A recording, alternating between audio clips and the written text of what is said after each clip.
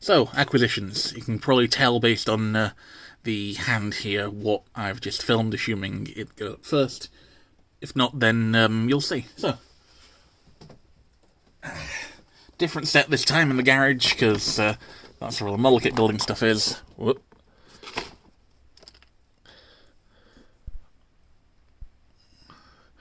And yeah, so Minipla Spider-Boy.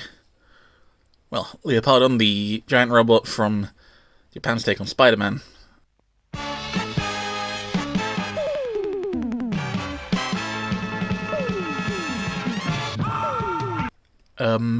Won't be able to film the build process for this, seeing as I'm going to be building exactly where my tripod normally sits for this stuff. So I will see you in a bit back inside with the finished thing. Okay, so think of this as kind of a mid-stage in the whole process. I'm just going to bring the camera in a little, pick this guy out to show off. So, this is the completed build with all the factory stickers applied. Some of them better than others. I like how this one went on. This one down here, not so much. However, this guy isn't done yet, because if you look at all his silver parts and yellow parts that are out of focus right now, because it really likes the snow shovel behind me. Right, yeah, if you look at those, then, well, there's a lot of details right there that a black wash would make look absolutely fucking amazing. So, I am going to hit this boy with some Nuln Oil and a top coat and get back to you all. Just going to cut in here with a quick example. This side has been given some Nuln Oil, this side has not. For reference, this is out of focus. This is Citadel Nuln Oil, which I used for blackwashing stuff. There's plenty of other options, just anything that is properly thinned black paint would work, but like I already have the really good stuff, may as well use it. Anyway, back when I'm done with this stuff.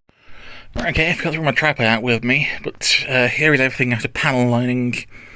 Mostly in black, as you can see the black parts of panel lining in silver, just to make everything really pop. Next step is going to be hitting it with some Vallejo matte varnish just to seal everything in, and then reassembling it. Next time you see it, it will be, once again, a completed build. Okay, so that's this guy, reassembled and all that jazz. Fully matte top coated on the advice of friend of the channel B. There'll be a link to her channel in the corner where I hand go up here. And down in the description, there'll be a link to her Twitch stream. She's a VTuber, and a pretty good one. Anyway, so next time you see this guy, it will be for the full review. Spider-Man! So then, now that the build is taken care of, here we have Marveler, starting out in this form, because it's how he always appears first off the bat in the show. So, in this stage then, there's a display stand that plugs into whatever that ends up being, you'll see, and in the base that everything else stores on the underside of. Well, more or less everything else. More on that later as well. So, what can we do in this form then? Not much. The panel here on the back of the giant leopard head pops off.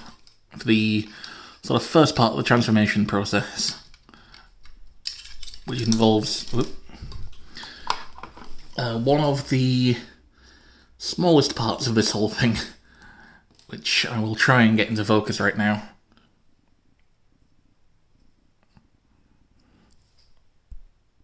Let's see. Yep, right here we have the Spider Machine GP7 in not exactly the right colour. Honestly, the only reason that I haven't bothered to paint this is because A, it would be ludicrously difficult, and B, I've no real plans of displaying it in a mode that would feature this. So, you take that, and you take this clear piece. This plugs onto there.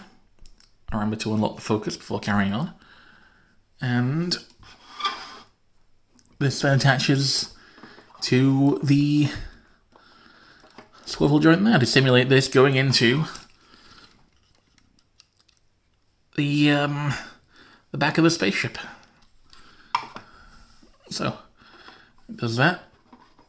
It also removes from there and fits inside there. It will remain for the rest of the review, just for the fun of it. So I'll do that. Remember which way around this goes. And then plug that back in. Okay, so the display stand then, let's just quickly remove it for the transformation. As you can see, it attaches to the underside there. So slide that free, set that out to one side as well. And this is a quick extra shot to confirm that, yep, all the accessories do fit in the stand when you're not using them.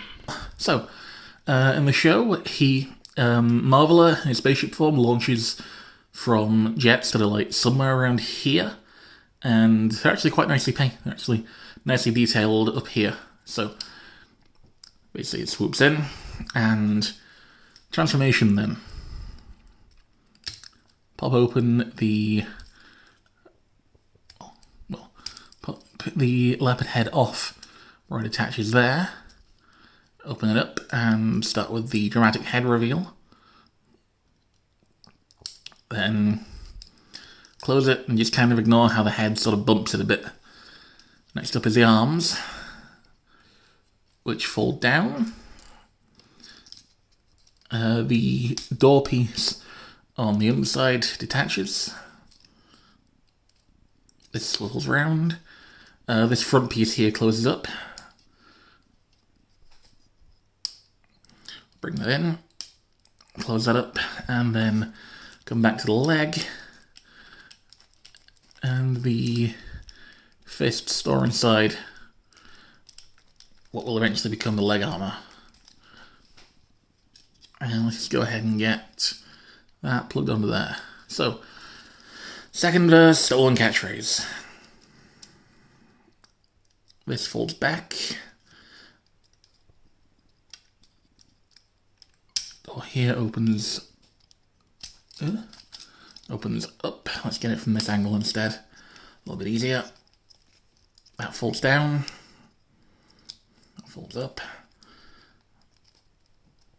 And this closes up. Then we come back to here and wiggle out the fist. Plug it on there. The original toy version, I believe, the fist could stay attached throughout this whole process, but like downside the arms look a little goofy. Same goes for the solid Jigoken version. Anyway, next up, the legs. So I take these little panels here. No need to fold them all the way, and collapse in the fins. Fold these panels back down. Untab these from here. And swing that in. Swing that in, let it click into place. And that's one leg. Other leg attaches from there. Folds in. Folds in. And then finally the head reveal of sorts. I mean, I feel like it should close the transformation with this, but I'm going by show order here. So, that folds down. That folds in. And there we go. Let's just get everything lined up. So, yeah, let's put him back on the stand for the moment, just while I readjust the camera to accommodate for the fact that he is now a completely different shape, and thus has different filming requirements. Oh yeah, finally, tab on the inside of the leg folds in quite neatly. So, here we have then Leopardon in the cool mode, basically. So, moving me off to the side for a second. What can he do? Well, first things first, let's cover the articulation. Arms come up at the shoulder. The shoulder arm here can move out of the way to facilitate a pretty solid range of movement, all of which looks about as natural as you're going to get for something intended to be worn by a suit actor. Arms just shy of 90 degrees. Shoulders are pegged on so you get the full swivel there. Wrists are pegged on, full swivel there. And yeah, there's a bicep swivel built into it, despite the way the arms can transform, which I like. I really dig that. Head is on a ball joint, nice and expressive. There is a kind of inner chest crunch, but like it was scary tight to attach, so I don't like to use it. The leopard head in the back can pull back and rotate to facilitate the waist swivel and the ab crunch, just so you can get out of the way if you're posing. Hips are less limited than you expect in certain ways. They come all the way forward, almost nothing back. There's a thigh swivel, and if you fold back the door that you folded back earlier for the fins, you can get a, quite frankly, ludicrous knee bend for what this guy is. Oop. So you got 90 degrees and then a good bit more. Beyond that then, ankle is on a ball joint and also on a pivot. So ankle articulation is absolutely ludicrous, basically. You can get... like, you can't get the full Van Damme, like, as far as regular posability goes, but you can get a really needlessly wide stance. You know, if you want to get him in display in poses that the suit couldn't actually accomplish, that option is very much open to you. Next up then, let's run him through the rest of the accessories. The sword and the shield are obvious, we'll get to those in a moment. So, the one thing that is always essential for a kit like this, extra hands. As well as the holding things / fists, he also comes with a set of open hands. And I'll leave those off for the moment, just because there's another accessory later on that goes with those. And finish up the fists, as you can see here. Actually, let's just cover this one real quick. There's an alternate chest piece here. The red detailing on here is quite nicely tamper-graphed. However, if we get side by side, focus, on the right, it's stickered, but there's the indentations and everything for the web pattern, so it has a lot more depth to it. If I can get... hang on, let's just lock the focus again. Not a lot of difference, but enough that I really do prefer the one that I have left on there. Doesn't show a whole lot on camera, looks really good in person. So, next up, onto the relevant stuff.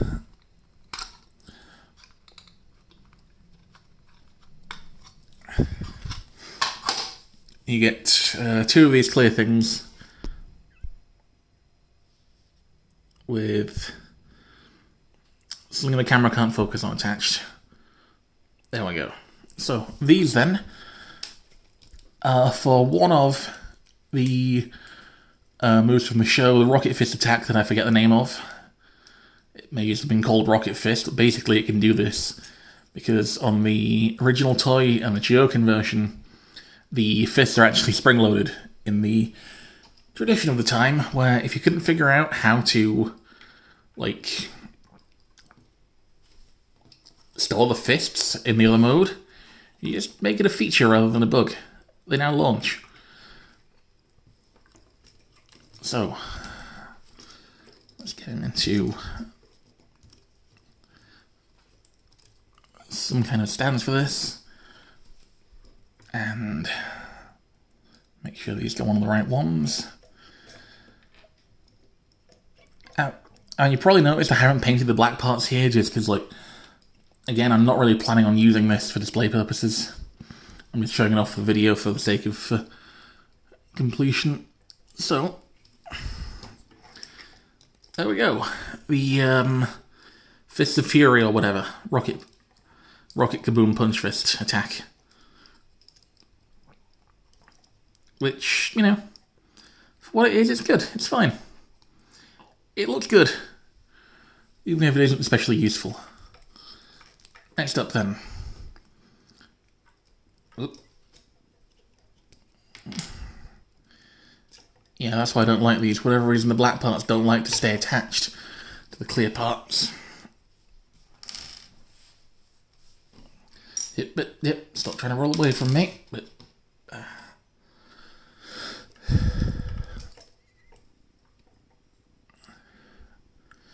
So, up next, let's go ahead and reattach the fists for the next move in the arsenal, the arc turn, which this can, of course, recreate pretty faithfully. Well, faithfully-ish. About as well as you can get without special effects and the like, because, you know, this is a model kit, not a suit actor with an entire effects studio backing him. So, come into here, this weird part pulls out. The boomerang piece, this is the entire crest, just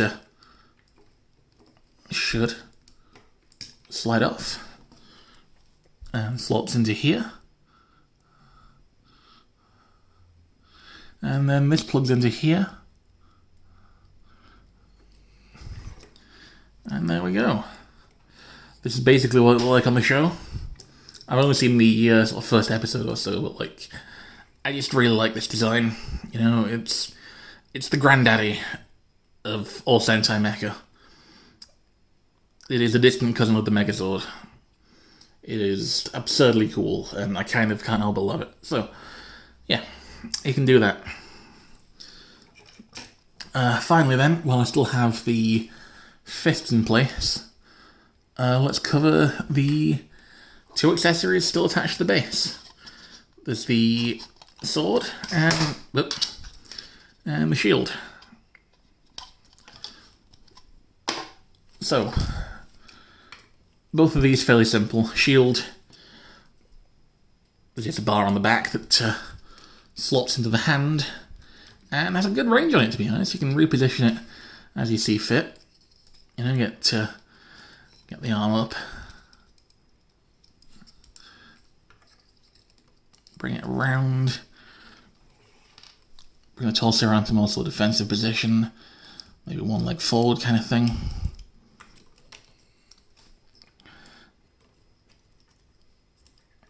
And yeah, I don't remember this being on the show. I know there's like some ability that he had involving projecting a shield from the panels on his legs, but that was never actually used. So, next up then, the sword, which in the show pops out of the leg panel down here, and this one can as well, surprisingly. Basically the entire top part of the sword detaches, and that part just plugs into there, which is kind of neat. So, that slides into the bottom of the hand. Whoop. Blade attaches to the top. And just like that, you're ready to ruin someone's day. I can't help but love this design, you know? It's ridiculous. It's so just vaguely Spider-Man themed. You know, like, it's entirely its own thing apart from just there's 3 panels of webbing on the body. There's 4, there's like the belt buckle and there's a big shield. The legs at one point could project a webbing shield thing, but that was never really used in the show, apparently. And anyway, now on to one of the most overpowered finishing moves in the history of Tokusatsu, because despite being armed with a sword, you know, he didn't really use it a lot. He didn't really use it as a sword particularly often. And instead, he just... here's the thing, right? Halfway through filming the show, the suit was stolen, or it was damaged or something, I forget exactly what. And that led to an issue, because they couldn't replace it. So instead, they decided to focus more on the show's supporting cast. flesh them out, give them a larger role, and as a side effect of this, reduce the screen time that the actual suit got, and just use stock footage spliced together with the traditional Monster of the Week. So usually, as a result of this, he would just transform and immediately deploy his finishing move. And that would be it. That's all the screen time he gets. Takeo Yamashiro is not remotely in the business of fucking around. So, what is that finishing move? This. Like I said, it plugs into the open hand. Remove the fist from the sword. And reassemble the sword. Then the sword plugs into here. Swivel that around. And get this into a good pose for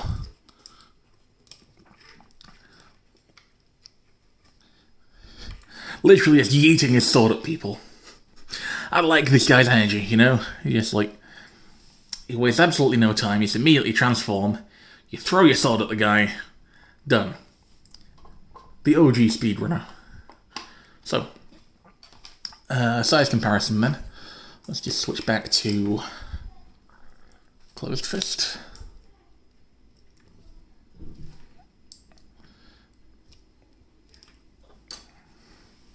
I'm not sure what this pose is. Let's get him back standing relatively normally. A nice neutral pose with one fist, one open hand.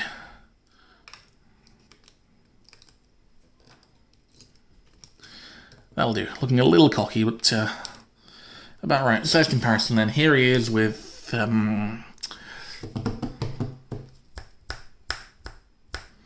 this guy. He was in the IDW Transformers comics. Ring? Something like that? I don't know. Honestly, he wasn't that memorable a character. You know, I don't know why I don't really know what purpose he served in the plot. He was just kind of there, I guess. I don't know. Remind me in the comments who this guy was. Maybe it'll jog my memory a little. And because this guy does not use 5mm ports, he cannot wield this guy in whatever this thing is mode. So, that about covers things. Not 100% perfect kit, not 100% accurate deco-wise, but in ways that can theoretically be taken care of. I admit that I have not done the best job in the world on this, but I did one that I'm happy with. You know, I mean, if you wanted to go for full screen accuracy, then you'd have to go a lot more on panel lining. For the shield, for example, you'd probably need to use actual Gundam markers rather than the null I used, and take your time going around all the lines, just because for the actual suit, all of them were in black. So other appearances of this guy then, he showed up in the Spider-Verse comics. I am really, really hoping to show up in the second Spider-Verse movie as well, because that would just be, please, please, let it happen. Let them do the thing. Sorry, just packing away the accessories while I finish waffling about this. You know, I mean, a version of him was in Ready Player One. I haven't seen the movie. I read the book, not the best thing ever, but a fun read, you know? Shame that his climb turned out to be kind of trashy, but in a way that you kind of expect at this point from guys in his position. You know, if you're not expecting it, then I don't know what to say. You're not paying attention at that point, because they just keep coming out with stuff like this. Anyway, I have been Lucas Builds. This has technically been a build, I guess. Just most of it wasn't on camera. And I think on the open hands, absolutely can store inside the legs when he's in Marveler mode. I just didn't bother to show that because, why is that a thing you specifically need to see? You know, it's not exactly a major feature. It's just a thing that isn't really necessary. So, next time then, probably not a model kit. Let's be honest here, this was the one model kit that I've really had my eye on for any length of time. I picked it up from a store called OhMyPrimus that, hang on, let me just grab the sword for this, the link in the description. Definitely recommend them, good channel, good store, whatever. Anyway, thanks for watching, see you next time.